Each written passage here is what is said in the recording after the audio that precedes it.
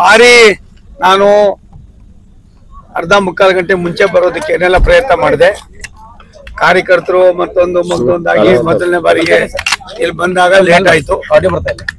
ರೈತರ ಸಮಸ್ಯೆಗಳನ್ನ ಕೇಳೋದಕ್ಕೋಸ್ಕರಲೇ 2.5 ಗಂಟೆಗೆ ಬಿಟ್ಟು ಹೈದರಾಬಾದಿಂದ ನಮ್ಮ ಟ್ರೈನ್ ಇಲ್ಲಿ ಬಂದು ಹುಮ್ನಾಬಾದಲ್ಲಿ ಸ್ವಲ್ಪ ನಮ್ಮ ಕಾರ್ಯಕರ್ತರ ಮುಖಂಡರು ಸ್ವಲ್ಪ ಎಳೆದಾಡಿದ್ರಿಂದ ಲೇಟ್ ಆಯ್ತು. ಸಣ್ಣ ಸಲಗಾರರು ಮತ್ತೆ ಬಂದು ಇದ್ರು.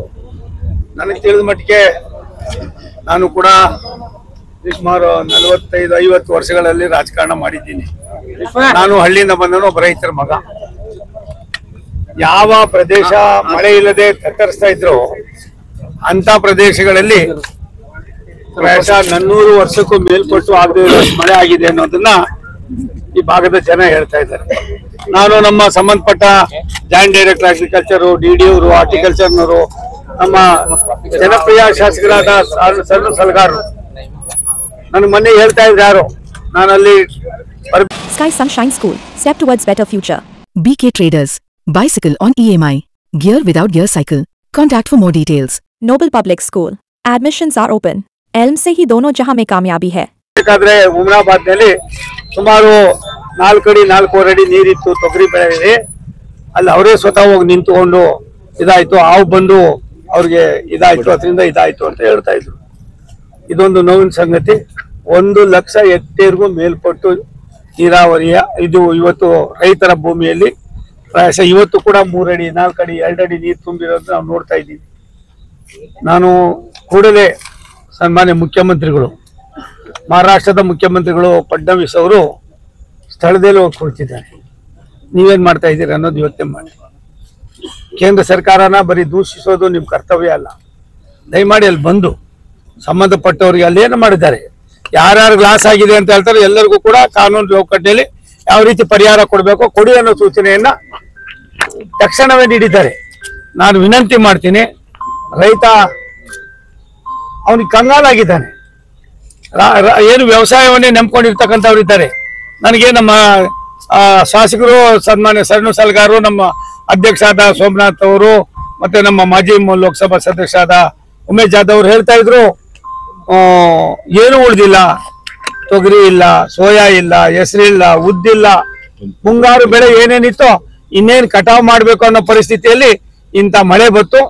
ಅದಾದ್ಮೇಲೆ ಹಿಂಗಾರು ಮಳೆ ಆದ್ರೂ ಬೆಳೆ ಬರ್ತದೆ ಅಂತ ಮತ್ತೆ ಬೇರೆ ಬೇರೆ ಬೆಳೆಗಳನ್ನ ಹಾಕಿದ್ವಿ. ಅದು ಕೂಡ ಎಲ್ಲವೂ ಕೂಡ ಒಂದ್ ಕಡೆ ಸರ್ವನಾಶ ಆಗಿದೆ. ಸರ್ಕಾರ ತಕ್ಷಣವೇ ಧಾವಿಸ್ಬೇಕು. ಸರ್ಕಾರ ಜೊತೆಗೆ ನಾವೆಲ್ಲರೂ ಕೂಡ ಇರ್ತೀವಿ.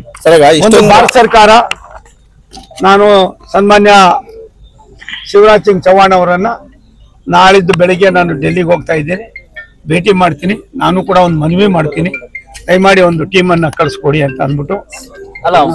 ಅದಕ್ಕೆ ಯಾವುದೇ ಕಾರಣಕ್ಕೆ ರೈತರು ಧೃತಿಗೆಡೋದು ಬೇಡ. ಅಲ್ಲ ಸರ್, ಇಷ್ಟೊಂದು ಪ್ರಮಾಣದಲ್ಲಿ ಅತಿವೃಷ್ಟಿ ಆಗಿದೆ sir. IG Public School admissions are open LKG, UKG and first standard. Knowledge Park The Creative School admissions are open from LKG to 10th standard. Free uniform for new admission students. ಮುಖಾಂತರ ಮಾಡ್ತಾ ಇದ್ದಾರೆ ಚರ್ಚೆ. CM ಬರ್ತಾರಲ್ಲ, DCM ಬರ್ತಾರಲ್ಲ, ಯಾರು ಬರ್ತಾರಲ್ಲ sir? 1 ನಿಮಿಷ ಮಾತಾಡ್ತೀನಪ್ಪ please. ಅವರು ಬೆಂಗಳೂರು ಡಾಟಾ ಇಲ್ಲ ಸರ್.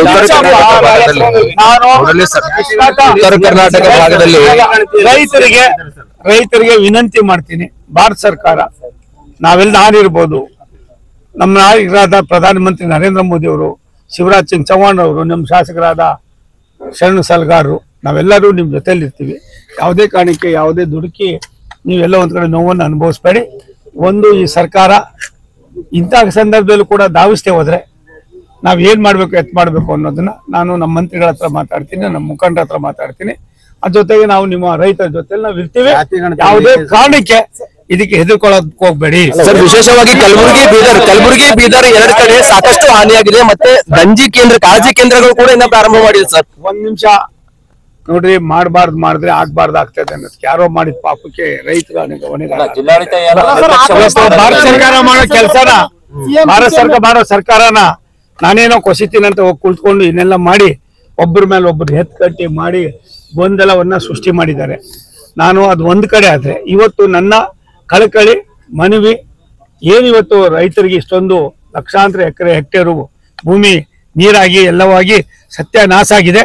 ಇದಕ್ಕೆ ತಕ್ಷಣ ಸಂಬಂಧಪಟ್ಟ ಮಂತ್ರಿಗಳು ಇದ್ ಮಾಡ್ಬೇಕು, ತಾವೇ ಸ್ವತಃ ಬಂದು ಸಂಬಂಧ ನೋಡಿ ವೈಮಾನಿಕ ಸಮಸ್ಯೆ ಮಾಡಿ ಇಲ್ಲ ವಾಸ್ತವಾಂಶ ನೋಡ್ಬೇಕಾದ್ರೆ ಬೀದರ್ನ ಬಸವ ಕಲ್ಯಾಣದಲ್ಲಿ ರೈತರ ಇದನ್ನ ನಾನು ಬರ್ಬೇಕಾದ್ರೆ ಟ್ರೈನ್ ನಲ್ಲಿ ಒಂದ್ 8-10 ಜನ ನನ್ನ ಸ್ನೇಹಿತರುಗಳು ಇಲ್ಲಿವರೆ ಬಂದ್ರು ನಮ್ಮ ಜೊತೆಲಿ ಸಣ್ಣ ಸಲಗಾರರು ಕಳ್ಸ್ಕೊಟ್ಟಿದ್ರು. ಅವರೆಲ್ಲ ಹೇಳ್ತಾ ಇದ್ರೆ ನನಗೆ ದಿಗ್ಲಾಯ್ತು. ನಾನು ಏನೆಲ್ಲ ಮಾಡಿ 5 ಗಂಟೆಗೆ ಬರ್ಬೇಕು ಅಂತ ಪ್ರಯತ್ನ ಮಾಡಿದೆ, ಅದಾಗಿಲ್ಲ. ನನಗನ್ನಿಸ್ತದೆ, ನಾನು ತಮ್ಮ ಮೂಲಕ ವಿನಂತಿ ಮಾಡ್ತೀನಿ ಈ ಭಾಗದ ರೈತರಿಗೆ, ಭಾರತ ಸರ್ಕಾರ ಸನ್ಮಾನ್ಯ ನರೇಂದ್ರ ಮೋದಿ ಅವರು ನಾವೆಲ್ಲರೂ ಕೂಡ ನಿಮ್ ಜೊತೆಲಿದ್ದೀವಿ. ಶರಣು ಸಲಗಾರರು ಏನೇನು ಹೇಳ್ತಾರೆ ಅವೆಲ್ಲವನ್ನು ಕೂಡ ಮಾಡ್ತಕ್ಕಂಥ ಸರ್ಕಾರ ಇಷ್ಟೊಂದು ನಿರ್ಲಕ್ಷ್ಯ ಯಾಕೆ ತೋರ್ತಿದೆ ಅಂತ ಸರ್? ಮನೆ ಕಳ್ಕೊಂಡವ್ರಿಗೆ ಇಷ್ಟೊಂದು ಅತಿವೃಷ್ಟಿ ಆಗಿದೆ, ಕಲ್ಯಾಣ ತತ್ತರಿಸಿ ಹೋಗಿದೆ ಸರ್ ಮಳೆಗೆ. ಈ ಟೈಮಲ್ಲಿ ಜಾತಿ ಗಣತಿ ಮುಖ್ಯ ಆ ಕಡೆ ಸ್ವಲ್ಪ ಪ್ರಮಾಣದಲ್ಲಿ ಮಳೆ ಆದ್ರೂ ಕೂಡ ಹಾನಿಗೆ ವೀಕ್ಷಣೆಗೆ ಡಿಸಿಎಂ ಸಚಿವರು ಎಲ್ಲರೂ ಹೋಗ್ತಾರೆ. ರಾಜಕಾರಣ ಸಿಎಂ ಅಂದ್ರೆ ಕಲ್ಯಾಣ ಕರ್ನಾಟಕ ಅವ್ರಿಗೆ ಭಾರ ಆಗಿದೆ ಸರ್. ಒಂದ್ ನಿಮಿಷಪ್ಪ, ಕಲ್ಯಾಣ ಕರ್ನಾಟಕ ಅನ್ನೋದಕ್ಕಿಂತ ಹೆಚ್ಚಾಗಿ ಕರ್ನಾಟಕ ರಾಜ್ಯ ನಮ್ಮೆಲ್ಲರ ಅವಿಭಾಜ್ಯ ಅಂಗ. ಕಲ್ಯಾಣ ಕರ್ನಾಟಕ ಕೂಡ ನಮ್ಮ ಅವಿಭಾಜ್ಯ ಅಂಗ. ಅದಕ್ಕೆ ನಾವು ಕಾಳಜಿ ಕೇಂದ್ರಗಳು ತೆರಿತಾ ಇಲ್ಲ ಸರ್. ಸರ್ಕಾರಕ್ಕೆ ತಕ್ಷಣ ಇವಾಗ ಮಾತಾಡ್ತೀನಿ, ಈಶ್ವರ್ ಖಂಡ್ರೆ ಅವ್ರ ಹತ್ರನು ಮಾತಾಡ್ತೀನಿ, ಮುಖ್ಯಮಂತ್ರಿಗಳ ಹತ್ರನು ಮಾತಾಡ್ತೀನಿ, ರೆವಿನ್ಯೂ ಮಂತ್ರಿಗಳಾದ ಕೃಷ್ಣ ಬೈರೇಗೌಡರಿಗೂ ಹೇಳ್ತೀನಿ, ಹಾರ್ಟಿಕಲ್ಚರ್ ಮಿನಿಸ್ಟರ್ಗೂ ಮಾತಾಡ್ತೀನಿ, DC ಅವ್ರ ಹತ್ರನು ಕೂಡ ನಾನು ಮಾತಾಡ್ತೀನಿ. ಕೂಡ ಮಾತಾಡಿ ತಕ್ಷಣವೇ ಇದಕ್ಕೆ ನಿಮ್ಮ ಪರಿಹಾರದ ವ್ಯವಸ್ಥೆಯನ್ನ ನೀವು ಚುರುಕುಗೊಳಿಸಿ ತಕ್ಷಣವೇ ಧಾವಿಸಿ ಅಂತ ಹೇಳ್ತೀನಿ. ಇಂಥ ಸಂದರ್ಭದಲ್ಲಿ ಸರ್ಕಾರ ಏನಾದ್ರು ಜಾಣಕೂಡನ್ನ ಪ್ರದರ್ಶನ ಮಾಡಿದ್ರೆ ಪ್ರಾಯಶಃ ಅದಕ್ಕೆ ತಕ್ಕ ಬೆಲೆಯನ್ನು ಕೂಡ ತೆತ್ತಬೇಕಾಯ್ತದೆ. ಸರ್ಕಾರ ಇಮಿಡಿಯೇಟ್ ಆಗಿ ಬಾಕಿದೆಲ್ಲ ಮರೆತು ಆ ರೈತರಿಗಾಗಿರ್ತಕ್ಕಂಥ ಸಂಕಷ್ಟವನ್ನು ಬಗೆಹರಿಸಕ್ಕೆ ತಕ್ಷಣ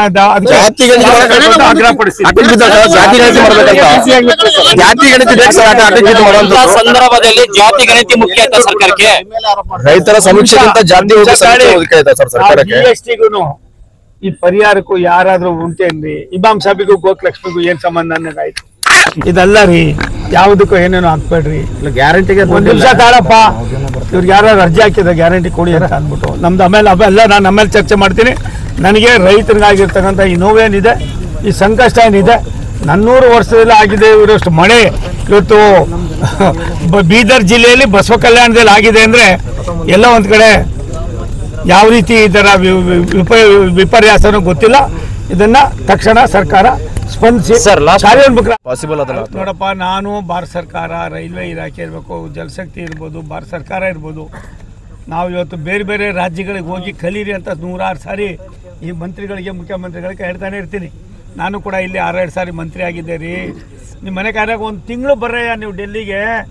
ಅಲ್ಲಿ ಯಾವ ರೀತಿ ಕೆಲಸ ಕಾರ್ಯಗಳು ನಡೀತವೆ, ಸಾಮಾನ್ಯರೇನು, ಬಡವರೇನು, ನೋವೇನು, ಅದನ್ನ ಯಾವ ರೀತಿ ನಾವು ತೀರ್ಮಾನ ಮಾಡ್ಬೋದು ಅನ್ನೋದನ್ನ ಭಾರತ ಸರ್ಕಾರ ಹೇಳ್ತದೆ ಅಂತ ಹೇಳ್ತೀವಿ. ಬರೋಲ್ರ ಅವರು ಅಪ್ಪ, ನಾನು ಹೇಳ್ದೆ ಅಲ್ಲಪ್ಪ, ಕೆಲ್ಸಕ್ಕೆ ಬಾರ್ದು ಕೆಲಸ ಮಾಡಿ ಖಜಾನೆ ಖಾಲಿ ಆಗಿದೆ. ಜನರ ಭಾವನೆಯನ್ನ ಎಲ್ಲ ಒಂದು ಕಡೆ ಬೇರೆ ತಡೆಯೋದಕ್ಕೆ ಒಂದು ಪಾಪದ ಕೆಲಸ ಮಾಡ್ತಾ ಇದ್ದಾರೆ. ಇದನ್ನ ನಿನ್ನೆ ನಾನು ಮೈಸೂರಿನಲ್ಲಿ ಒಂದು ಕಾರ್ಯಕ್ರಮದಲ್ಲಿ ಯಾವ್ದು ಕೇಳಿ ಜಾತಿ ಗಣತಿಯಲ್ಲಿ 1 ನಿಮಿಷ ತಾಳಪ್ಪ, ನಾನು ಭಾಗಿಯಾಗೋದು ಬಿಡೋದು ಬೇರೆ ಕಡೆ. ಪಾಪದ ಹೊರೆ ಎಷ್ಟು ತುಂಬಿಕೊಂಡಿದ್ದಾರೆ ಅಂದರೆ ಸಿದ್ದರಾಮಯ್ಯನವರು ನನ್ನ ಜೀವನದಲ್ಲಿ ನೋಡಿರಲಿಲ್ಲ. ನಾವೆಲ್ಲ ಒಟ್ಟಿಗೆ ಮಂತ್ರಿಗಳಾದವರು. ಇಂಥ ಇದೇ ಸಿದ್ದರಾಮಯ್ಯ, ನಾನು ಅವಾಗ ಹೇಳ್ತಾ ಇರ್ತೀನಿ, ಸಿದ್ದರಾಮಯ್ಯ ಕಳೆದೋಗವ್ರೆ ಅಂತೆ. ಆ ಸಿದ್ದರಾಮಯ್ಯ ಕಳೆದೋಗವ್ರೆ, ಅದನ್ನು ನಮ್ಮ ಏನಾದ್ರು ಆಗಲಿ ಆಮೇಲೆ ನೋಡೋಣ. ಮೊದಲು ಇಂಥ ಸಂದರ್ಭದಲ್ಲಿ, ಇಂಥ ಕ್ಲಿಷ್ಟ ಪರಿಸ್ಥಿತಿಯಲ್ಲಿ ಇವತ್ತು ಮಳೆ ಆಗಿದೆ, ಆ ಮಳೆಯ ಅವಾಂತರಕ್ಕೆ ಪರಿಹಾರವನ್ನು ಮಾಡ್ತಕ್ಕಂಥದಕ್ಕೆ ತಕ್ಷಣವೇ ಧಾವಿಸಬೇಕು. ರೈತರ ನೆರವಿಗೆ ಬರಬೇಕು. ಇಂಥ ಸಂಕಷ್ಟದಲ್ಲಿ ರೈತರಿಗೆ ನೆರವಾಗಬೇಕು ಅಂತ ನನ್ನ ಆಗ್ರಹಪೂರ್ವಕ. ಜಯರಾಮ್ ರಮೇಶ್ಗೆ ಯಾವ್ದಾದ್ರು ಒಂದು ಚುನಾವಣೆಯಲ್ಲಿ ಕಾರ್ಪೊರೇಷನ್ನು ಇಲ್ಲ ಮುನ್ಸಿಪಾಲ್ಟಿನೋ ಇಲ್ಲ ಯಾವ್ದಾದ್ರು ಮಂಡಲ ಪಂಚಾಯತಿಲೋ ಒಂದ್ಸಾರಿ ಚುನಾವಣೆಗೆ ನಿಂತ್ಕೊಂಡು ಗೆಲ್ಲ ಕೇಳಿ. ಅದೊಂದು ದುರಂತ ಆಗಿದೆ ಅಂತ ದುರಂತ ಆಗಿದೆ. ಆ ದುರಂತಕ್ಕೆ ನಾನು ವಿಷಾದ ವ್ಯಕ್ತಪಡಿಸ್ತೀನಿ. 39-40 ಜನ ಸತ್ತಿದ್ದಾರೆ. ಒಂದು ಕಡೆ ಸ್ಟಾಲಿನ್ ಅವರು ರಾಜ್ಯ ಸರ್ಕಾರ, ತಮಿಳುನಾಡು ಸರ್ಕಾರ 10 ಲಕ್ಷ ಪರಿಹಾರ ಘೋಷಣೆ ಮಾಡಿದೆ. ಇವತ್ತು ಅವರೇ ಯಾವುದೋ ಒಂದು ಮುಖ್ಯಸ್ಥ ಆಗಿದ್ದ ವಿಜಯನ್ ಏನವರು ಅವರು ಇವತ್ತು ಒಂದೊಂದು ಸತ್ತವರಿಗೆ 20-20 ಲಕ್ಷ, ಗಾಯಾಳುವವರಿಗೆ 2 ಲಕ್ಷ ಮಾಡಿದ್ದಾರೆ. ಇದ್ಯಾವುದು ಒಳ್ಳೇದಲ್ಲ. ಅದು ಒಂದು ನಾನು ಕ್ವಶನ್ ಮಾಡೋದು ಇಷ್ಟೇ, 10,000 ಜನ ಸೇರೋತಾಗ 50,000 ಜನ ಸೇರ್ತಾರೆ ಅಂದಾಗ ಆ ಸರ್ಕಾರ ಏನು ಮಾಡ್ತಾ ಇತ್ತು? ಅವರಲ್ಲಿ ಇರ್ತಕ್ಕಂಥ ಇಂಟೆಲಿಜೆನ್ಸ್ ಏನಾಯ್ತಾ ಇತ್ತು ಇದ್ರ ಬಗ್ಗೆ ಇದು ಷಡ್ಯಂತ್ರ ಅಲ್ಲ. ಇದ್ರ ಬಗ್ಗೆ ಜಾಗೃತಿ ವಹಿಸಿದ್ರೆ ಈ 40 ಜನರ ಸಾವು ಆಗ್ತಾ ಇರಲ್ಲ. ಅದಕ್ಕೆ ನಮಗೇನಲ್ಲಿ ಏನು ಮಾಹಿತಿ ಇಲ್ಲ. ಆದರೆ ಆ ಜಾಗ ನೋಡಿದಾಗ ನಿನ್ನೆ ದಿನ ನಿಮ್ಮ ಮಾಧ್ಯಮದಲ್ಲಿ ಬಂದಂಥ ಕೆಲವು ಮಾಡಿದಾಗ ಅಲ್ಲಿ 10,000 ಜನಕ್ಕೂ ನಿಲ್ಲಕ್ಕೆ ಜಾಗ ಇಲ್ಲ ಅಂತ ಕಡೆ 50,000 ಜನ ಸೇರ್ತಾರೆ ಅಂದಾಗ ಸರ್ಕಾರ ಒಬ್ಬ ಪ್ರಚಾರಕ್ಕೆ ಬರ್ತಕ್ಕಂಥ ವ್ಯಕ್ತಿ ಎಂಥವರು ಏನು ಸಾವಿರಾರು ಲಕ್ಷಾಂತರ ಜನ ಹೆಂಗೆ ಸೇರ್ತಾ ಇದ್ರು ಅಂತ ಗೊತ್ತಿದ್ರು ಕೂಡ ಸರ್ಕಾರದ ನಿರ್ಲಿಪ್ತತೆ ನಿರ್ಲಕ್ಷ್ಯತೆಯೂ ಕೂಡ ಎಲ್ಲೋ ಒಂದು ಕಡೆ ಇಂಥದಕ್ಕೆ ಕಾರಣ ಅನ್ನೋದು ನನ್ನ 50 ವರ್ಷದ ಅನುಭವದ ಮಾತು.